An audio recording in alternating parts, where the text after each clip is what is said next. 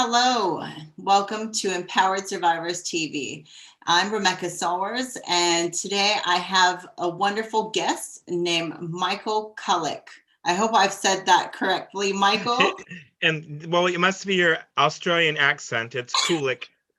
Kullik, yes, that's so funny. Australians would not call me and say that I have an Australian accent, so that's quite I'm funny. teasing. So Yeah, welcome. I would not know you were in Australia. Yeah, yeah. Well, thank you so much for joining us and sharing today on Empowered Survivors TV. It is, this space is about sharing stories of those who are survivors of child sexual abuse, also having experts being able to share their experience, and really about creating community to let others know who are survivors or who are going through the struggle to know that they aren't alone, and just really building that connection that there are people out there who understand what they're going through. So thank you so much for allowing this to happen and to be able to share what you're going to share today to reach others. So let's I would love to hear more about who Michael Kullik is. What do you do? Who are you? Well, I'm a teacher. Um, I've been teaching for a very long time. It's just was part of who I was. By age 10, I knew I wanted to be a special ed teacher. I had watched a movie. Mary McCracken wrote a book, and they turned it into a movie, and it was called Circle of Children. And later on, during my undergrad or my grad work, might have been my graduate work, I actually met Mary McCracken. They were doing something with learning disabilities, and she had come to talk and work with us. And so I actually was able to tell her that she was the reason I became a special ed teacher, which was kind of really cool because I knew immediately when I watched the movie about her working with autistic kids that this is what I wanted to do, Wow, that's and fabulous. this is what I do. So That's beautiful. That's really, really beautiful. So, can you tell me a bit about you as a child? What were the things that you enjoyed? What were um, those, memorable moments in the, early on? yeah, well, I remember. Well, I had my piano and I played the piano as a kid, and my accordion. And is it here? I don't know. I have my accordion somewhere. It's in the car. Um, so I was very musical.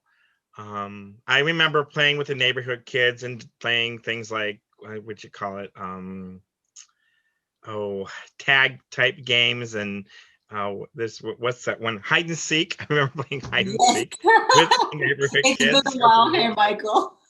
Yeah, I had to think about it. What do you call that game where you go hide and yeah, it's called hide and seek. Which Yes, is yes. yeah. So I had a lot of close friends in the neighborhood growing up. It was it was a good childhood. It wasn't a bad childhood, even though some bad things happened. Yeah. Um, and I grew up in a small town in northern Michigan called Petoskey, Michigan, and I loved it there. It's still one of my favorite towns.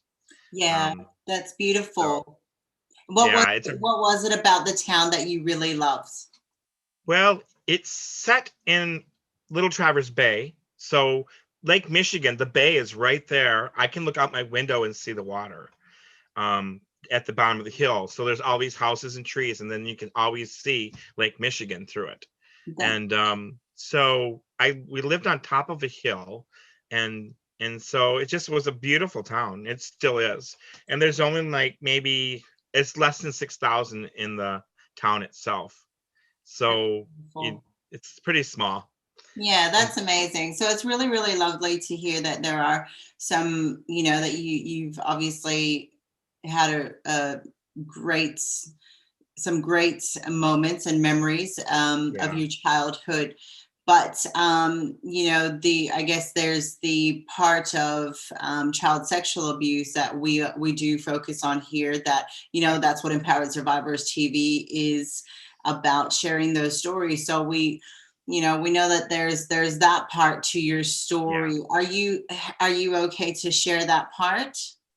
Yeah, and there was one other part that, like my dad died when I was 12, and I'll share more about Okay. that, the timing of that, and some of the abuse that happened after he died. Yeah. So Um, how old were you when I the was abuse occurred? 12, about 12 and a half when my father died. Some of the abuse with family members happened as early as 2 or 5. Okay. Um, and then 2 is questionable. I'm not for sure, but because of what other family members were talking about at the time, it seems like it's possible. Yeah. And at that point, by the 7th or 8th person abusing you, it's not really, that pertinent if there's an extra one or not. Um, I don't think we need added memories. I'm not going to force memories from 2 back. So, No, no. so, and the one thing that I remember vividly that brought a lot of joy to me was, well, anytime I was with my father, but he had bought us a go-kart, and we loved riding that go-kart. And one time my friend Michael, another Michael, not me, was driving it for the first time, and he hit a police officer who was watching us. He didn't mean to run them over. He ran over a policeman in the college parking lot.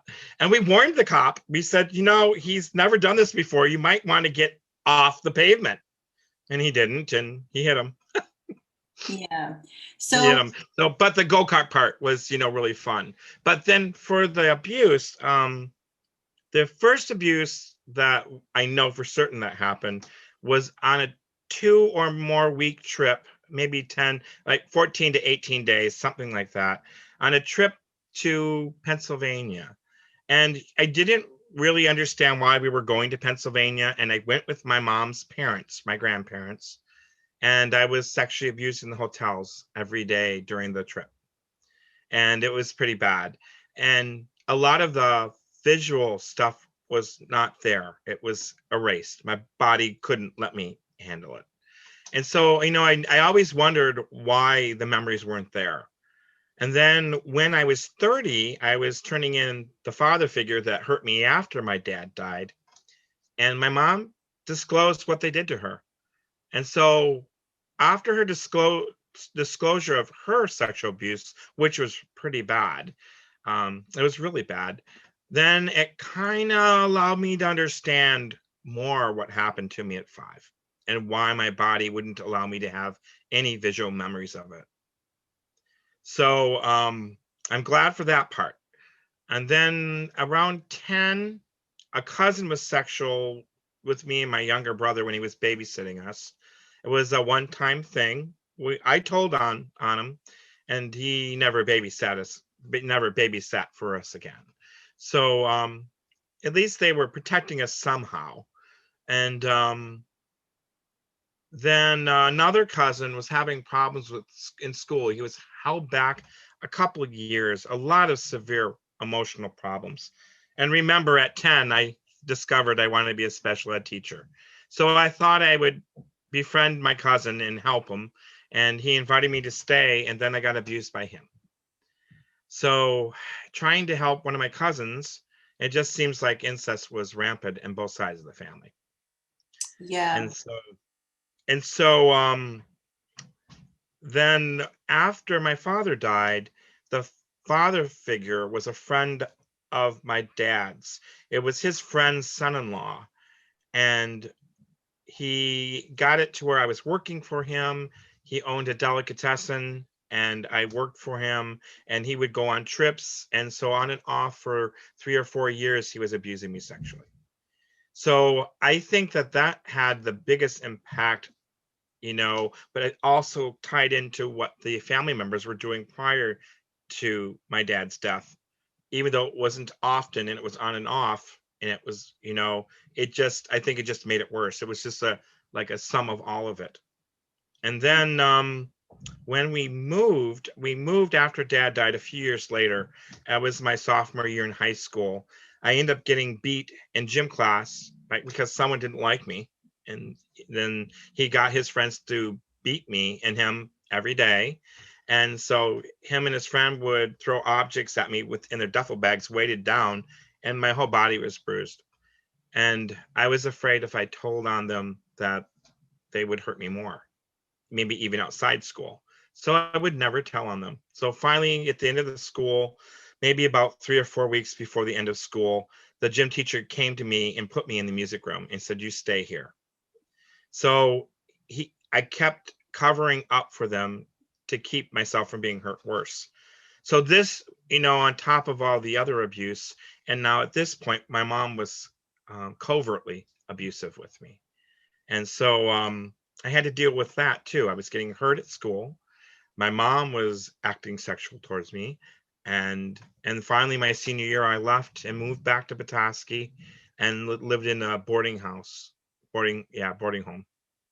and finished out my high school years, my senior year there, and then came back to Grand Rapids, Michigan, where my mom was.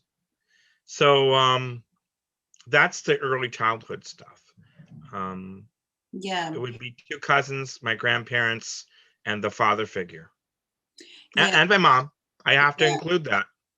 And what did that, just hearing your story, and thank you so much for sharing and being so vulnerable in that. And it's so, you had experienced so much.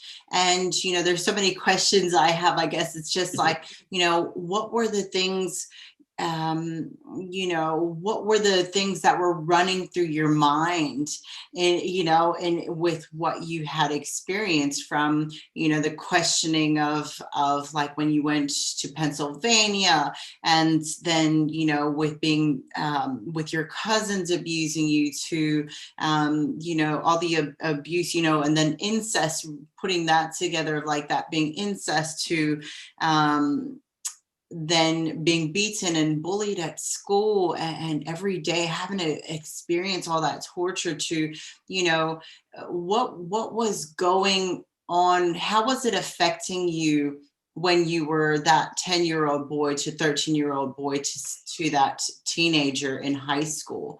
How did the first sexual abuse, as you, I guess, when you could remember, how did it affect you? What was it affecting you? I know that you said that you were numb, or that you didn't remember the memories, but do you remember how you were functioning, I guess, every day? Well, What did you tell? between 5 and 10, before more abuse happened, I was pretty normal. Um, I feel that, even at 5, the body had to do something to protect me. And the body also stored the pain in my body. I still have parts in my body where there's stored pain. And also there were body memories. And so one of the things that also happened is when I was 38 years old, my mom came back and was even more sexual towards me. Not a lot happened, but she was not dressed all the way, and she was asking me to rub cream on her body, and it was just very disturbing. I don't know how else to put it. Yeah. So what happened at that point, there was this, it was also uncomfortable during the teen years with her just acting that way. I mean, you can tell when someone's looking at you a certain way. Yeah. It's like pretty obvious. But this was like even more so. And so it in some ways it helped me understand that with this type of with incest, something happens to your relatives that have been hurt. And then they go on and they turn around and they hurt their kids in the ways that relatives hurt them. And it almost to me seemed like, I don't know if I want to say it's an illness or if it's demonic energy or whatever it is. Yeah. It's not good. It's definitely not good. Yeah. And I can only understand so much because I've never hurt anyone that way. Yeah. No, that's, I agree. And I You know, think that trying to be aware and trying to but understand and make there sense. was, with her coming back at me when I was 38 and she was like 50 or something. She's 21 years older than me, so depending on when it happened, um, it did give me a little more insight. Yeah. It did. And um, And what did you do with that insight? When you did get that insight, did that well, help you in your healing? the problem was all the adult abuse started happening around 30. I was getting help in groups and trying to improve myself, and then the perpetrators were coming out of the woodwork. Yeah. So the problem was I had like 8 or 9 years of freedom from all abuse, and then boom, and then I get divorced, and then I get remarried, and then I get divorced, and so there was all this chain of, I lost everything I owned. I was very vulnerable, and then I end up, getting in some really bad situations as an adult. um, I think the one thing that amazes me the most is I land on my feet. I have no idea how I do it. Yeah. Michael, do you mind if I ask you, and you can definitely decline Sure. answering this, but can you share a bit more about how the abuse had, like you said, you had made bad choices. Are you able to elaborate a bit more of like what, just Oh like no, not in full what specific, but what what happened, and what when I was in happened? my 30s, some people were hurting me, and it was a couple times here and there, but it kind of opened up all the vulnerability of all the hurt from the father figure hurting me, because what I really wanted was my dad back. Yeah. There was this huge tie-in between the father figure and the dad. So these father figures that came back and were hurting me later on. And then it's very ironic, and I don't know, the chances are probably 1 in 10 billion, but the town, we have photos of the trip at 5. I know where we were. I Yeah. remember where we were. The only thing I don't remember are the hotel rooms where we slept. I remember And everything else. was that So abuse, was that with that was a family that member? was the grandparents at 5. Okay. But at 43, and actually at 42, I moved to that town for other reasons. I moved and was living with a friend. And then some things happened, and I moved back to Michigan. And then someone from that town befriended me, and I moved back again. But under the circumstances, I ended up being abducted and locked up in a house for 10 months and hurt For sexually. 10 months. 10 months. And So how old were here I am back in the same town where I was at 5. yeah, and how old were you then when you were abducted? 43. Wow. 43. Wow. And they had spent many, many months, almost a year, grooming me, making me think that we were friends, getting me fired from my job behind my back without me knowing that like about a month before I was let go of my job, I was told it was seasonal. It was never seasonal. I was told I had to pack up and leave immediately. I don't know what he said or did, but in October of 2005, he came and visited me. Nothing was out of the ordinary. There was nothing showing that he would want to hurt me or even be sexual or anything. And so at that point, he was probably getting information, trying to figure out how he would contact my work at a later time and say something to get me fired. I have no idea. There's no way to know. But I was let go on January 2nd, 2006, and it was very strange on how it happened. And so he had set this whole thing up. And in December, he said, if you ever need a place to stay, let me know. I had a great roommate. I was living in a nice apartment. I had a job. There was no reason to go anywhere. So he made a reason to go somewhere. And then when I got there and I got off, I actually rode the Greyhound bus and got to Pennsylvania. And he sat me down in his living room and he said, some people don't like me, they hate me, and I keep the doors locked. This is when I arrived at the house.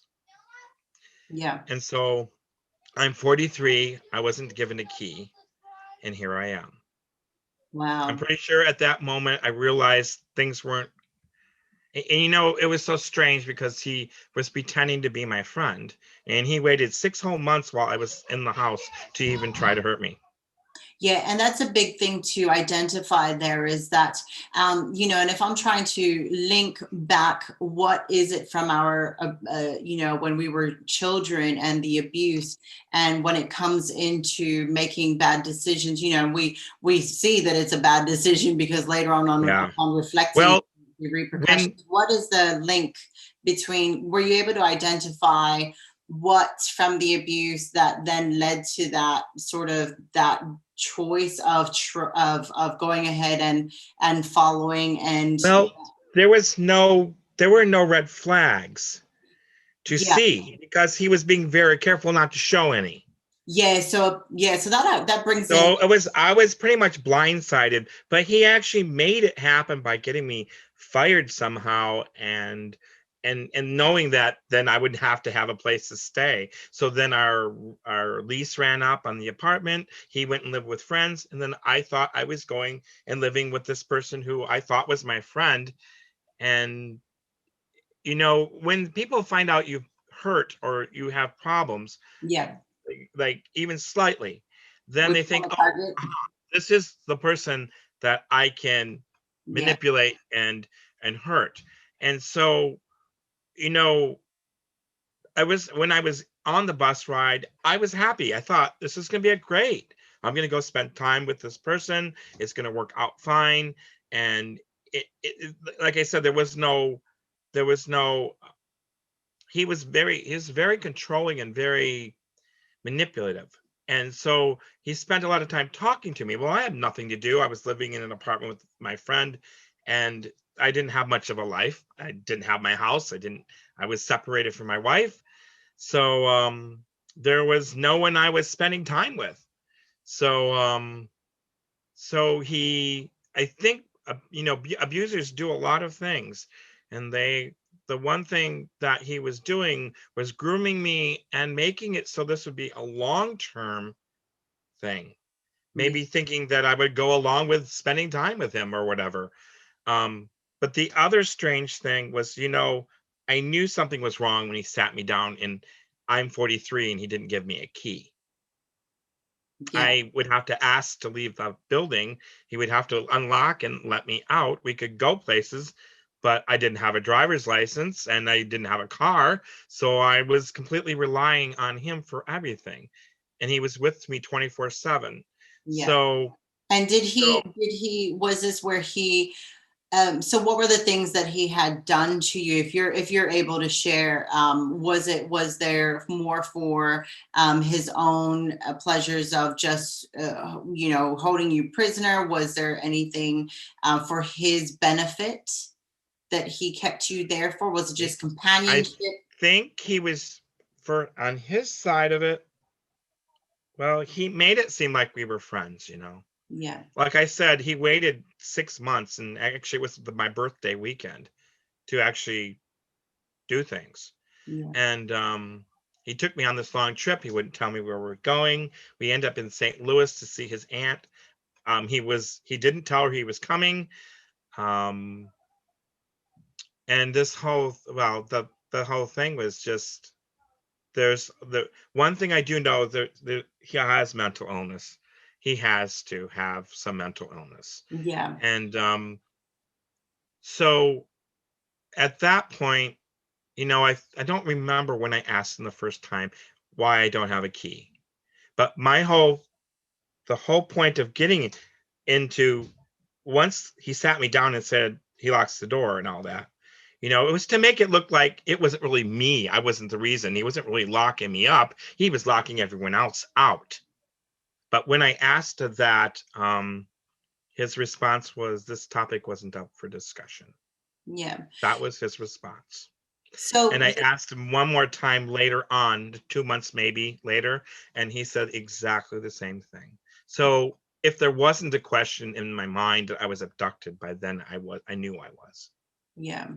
Yeah. So in looking at, in your past of being sexually abused, and then in that moment, what were the similarities that you were able to identify? Of was there I, like, what did you you know, identify as, the father, the father figure, always appeared to be perfect and a pleasant person. And he had abused a lot of kids. I wasn't the only one. And, this person came across as caring and loving, and not, you know, it was all in pretense. And it's like he couldn't do anything wrong, but he knew he was doing things to scare me. His fist had punched a hole in the wall before I moved in. and he left it there on purpose. And he told me that he punched a hole in the wall when he was angry for some reason. So that is just like, if you don't do what I say, this is what's going to happen to you. Mhm. They don't directly threaten you. They do it in different ways. Yeah, yeah. Poking me on my chest when he's talking to me. Um, yeah, so the whole thing was just surreal, So you know. what, looking back now, to where you are today, and all the experiences that you experienced from the child sexual abuse, and all the negative effects that occurred from it, what were the things that you did, what were the lessons that you did learn to be able to allow you to heal, or in your Um, healing? I I think, well, for me, I think somehow I realized that what they were doing to me wasn't who I was. It wasn't the abuse. Um, I was this kind, loving person, and I think sometimes they abusers didn't really like that because I was so kind and nice, and it wasn't really part of who they were, or they couldn't find that part of them, and they resented it. And that would be like maybe a small part of it. It's hard to know why someone is going to hurt someone in any way, physically or sexually or even emotionally. Yeah. And Um, what lessons did you learn for yourself about yourself to um, help you to heal? Trying to think of how would I put it. Any strengths that you identified? I think that I was able to separate myself out from the abuse, and when it and I also turned a lot of people in. There's a lot of strength in that, going Yeah. to the police at least 8 or 9 times. I And also think that a lot of times, um, one strength is to, as soon as you can, to stop the abuse yeah. if you can. And that's amazing, Michael, and just what you were sharing about how you were able to know and see that what had happened to you was not you, and that you are this really loving, gentle person. And that's amazing, because that's really big for survivors to become aware, is that we aren't the bad and the hurt that was caused Yeah, to us, and we're not the same. And especially when it's a family member who does that to us, we just think that, oh, yeah, because we are related, and whether it's mother, father, or brother and sister, it's like somehow I must be the same. That becomes like that thought that maybe I'm an abuser as well, or maybe I'm as bad or as evil as them. So we tend to get a bit scared of becoming that, and that can yeah, sometimes cause us to just really, really suffer in that sadness and that despair of even thinking that we could be anything that would hurt anyone, when yeah. we know deep down we're The beautiful. other thing too is like when relationships don't work out, whether it's a marriage or whatever, that puts anyone in a vulnerable place because they've been hurt and they want to be comforted. Yeah. So then any I think part of the problem is there's a certain percentage of people who are not good. They're not good for other people to be around, Yes. and they're more selfish, and they will look to hurt others when they can and use them. A Yes. problem, sometimes people say, well, there's a sign on me saying hurt me. There is no sign on you saying hurt you. There's a lot of people that will hurt you. Yeah. And part of the problem is, like I said before, they make themselves look good. Yes.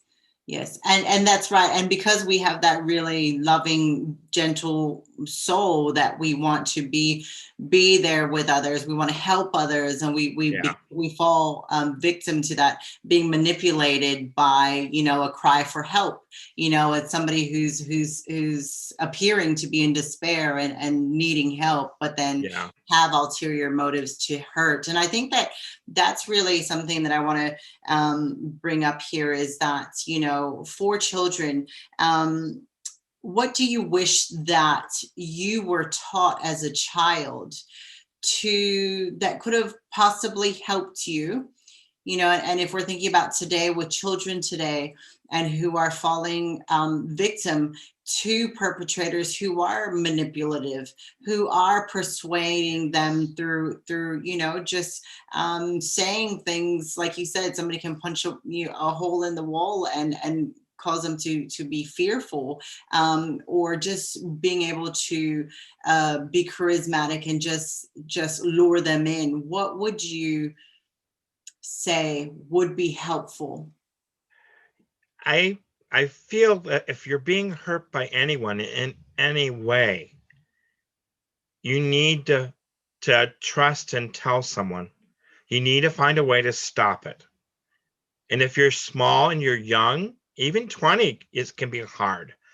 Um, Even 25. It's not about age. If you need to find support, you need to find someone you can talk to.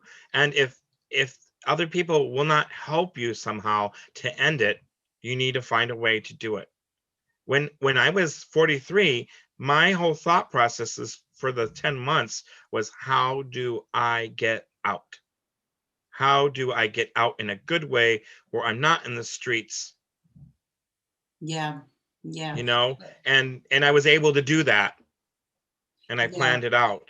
But That's amazing, Michael. Yes. And because it can feel like we're just too afraid there, or that there's no way out, and that it's better to stay in and not say anything, because we fear, making upsetting mom or dad, or making the family look yeah, bad, or exactly. causing drama, or where am I going to go? Nobody wants to take me in. I'm scared. So all of those things can come into play, but Yeah. it definitely is much better to report it, and because that's us standing up for ourselves and Well, getting the word w- out.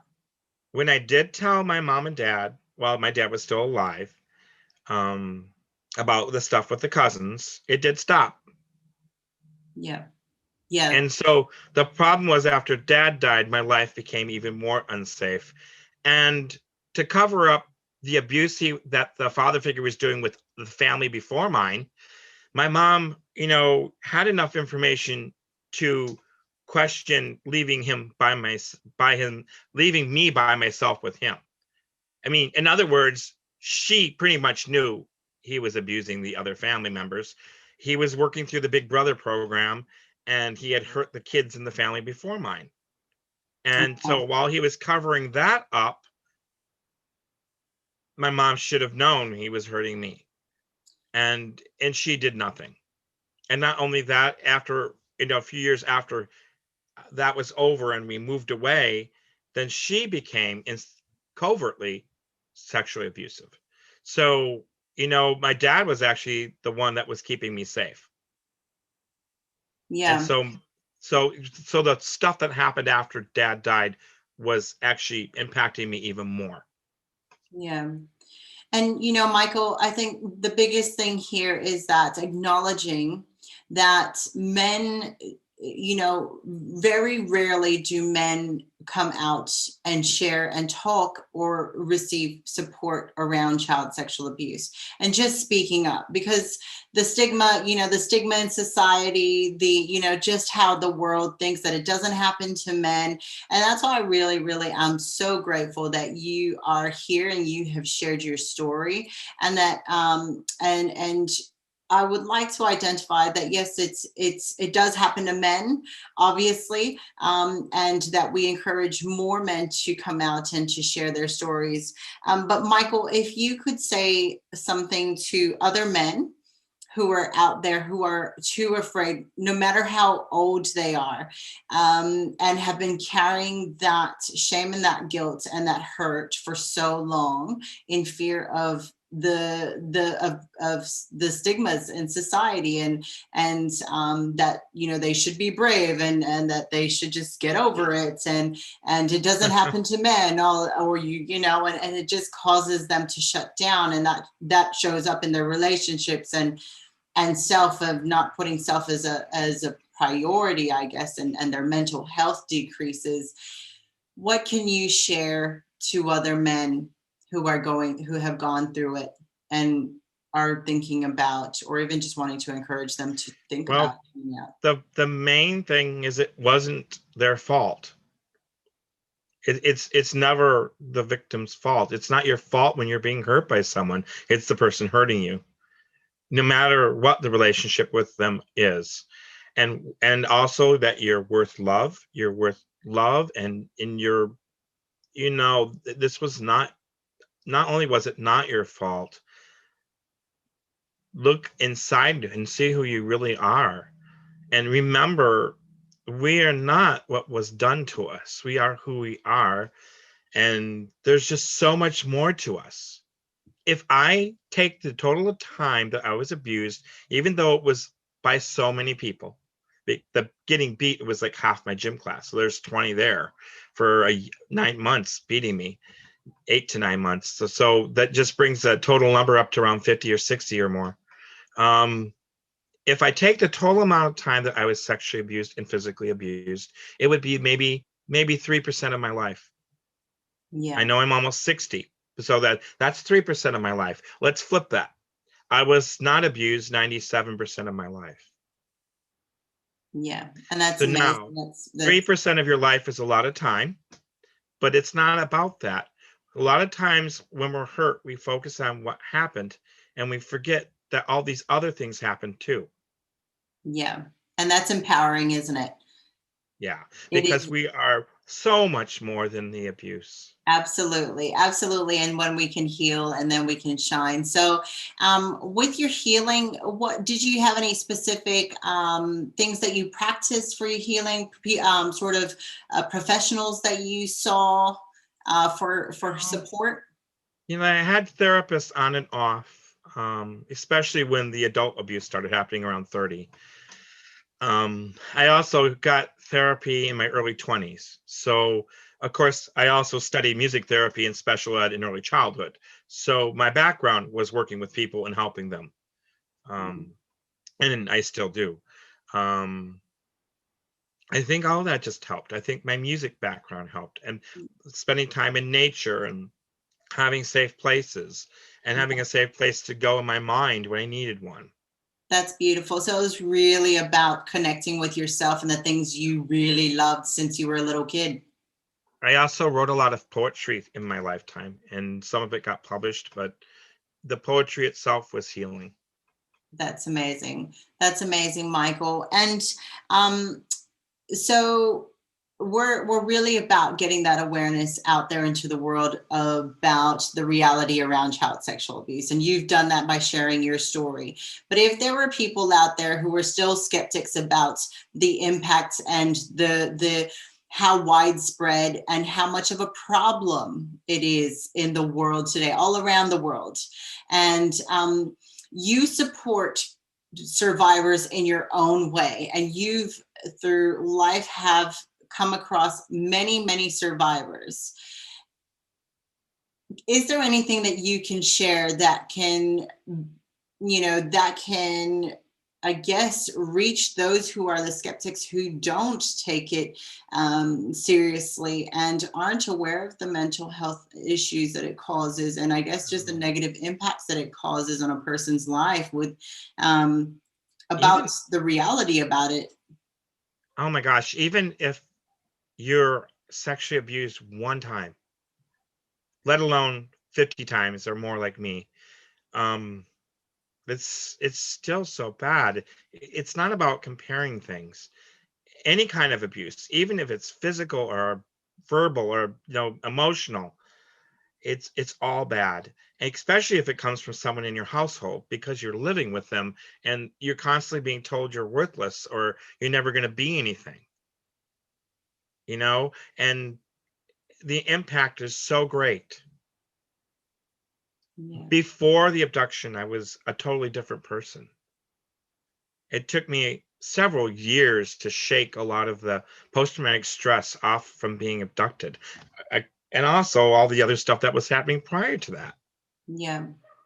So I think that having support, finding good friends that you can trust, finding people you can trust to talk to, whether it's a therapist or someone that you just can trust well.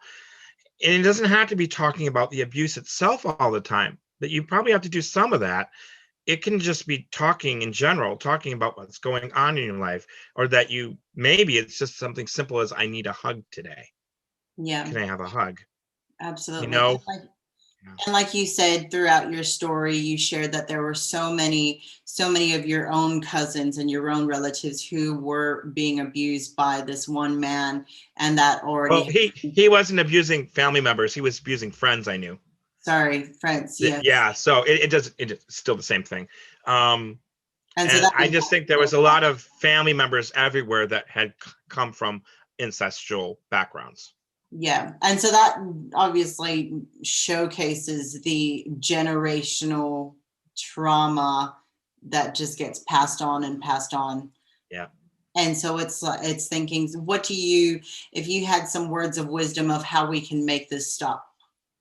Oh, geez. I wish there was this magic pill that we could Right. all take, or just some magic wand that, like Glinda the Good Witch, and we can just do Yeah, something with it. that's right. But I in think society and in the communities, what do you think people can start doing? I think you need to show love and caring and empathy to everyone you meet. And the more people that show love and caring and have empathy, the better the world will be. And then if you've been hurt, find people like that. Yeah, Find people that are loving and caring and put them in your life. We don't have room for more abuse. Abusive people can go somewhere else. They can abuse someone else. Get, just keep yourself safe. And also, I think more importantly, learn to enjoy your life despite abuse. One of the things that gets in our way is being stuck in that place where you're always upset or you're always angry or this or that, and you completely miss everything that's going on that's good. yeah. So it really is about supporting each other. And you know what? There are going to be Yeah. some people out there who will remain in that comfortable space of thinking child sexual abuse does not exist. And there are going to be people who won't take action or are too, don't know what to do. And I guess that's where we just continue to share the stories and continue to support other survivors and continue to, I guess, continue to love, care, and show empathy, as you said, and be compassionate to others. Yeah. People can see who you are. Yeah. Just like when I, was in the sweat lodge and was asked to do the prayer round and run the sweat lodge. And that was a huge gift at 30 something, Yes, a huge absolutely. gift. And And that was the Michael, part of the same men's group where the one person was hurting me. yeah. And I think that previously you and I had talked, and I know that you had done, so you know what I'm going to ask you to share just Yeah, to I close do. our interview on a beautiful, beautiful spiritual note here. I'd like to acknowledge that Michael is has written his song, and I guess you can go ahead and share what it is that you're Sure. going to do. Okay, so I was asked to run a sweat lodge um, by a Native American friend of mine. Um, he was a Potawatomi Indian, Native American, and he couldn't be at the weekend. He had to leave early. And that first night, he came up to me and said, "I want you to do this." So I spent the whole weekend figuring out, okay, I need a song. So I'll have to write a song. I need some kind of word or words to do it. So I went through this whole book and read all the stories And the very last story had a name in it. The other ones didn't. And it was Dekanawida. And he was a friend of Hiawatha, and his name meant bringer of peace. I had my song. So I wrote the song and we sang it in 2 sweat lodges back to back in the rain, and it was wonderful. 10 or 20 men in each sweat lodge singing with me as I led them to this song that I wrote. And it's been done in sweat lodges all over the country with me in different places. So Deka Navida, and it goes like this. Deka Navida, Deka Navida, Deka Navida, Deka Navida, Deka Navida, Deka Navida, Deka Navida, Deka Navida, Deka Navida, Deka Navida, Deka Navida, Deka Navida. Beautiful. Thank you so much, Michael. That was such a blessing. Thank you so much for sharing your talent, your story, and your truth.